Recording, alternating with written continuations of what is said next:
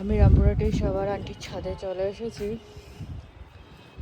এখন ছাদে দেখছি অনেক আন্টি নতুন নতুন গাছও লাগিয়েছে বেশ কিছু, আর যে গাছগুলোতে ছিল সেগুলোতে বেশ সুন্দর সুন্দর ফুল হয়েছে। এটাতে যেমন টমেটো হয়েছে, এটাতে পেঁয়াজকলি হয়েছে। আই ডোন্ট নো এই গাছটা কি, এটা মনে হচ্ছে গোলাপ গাছ।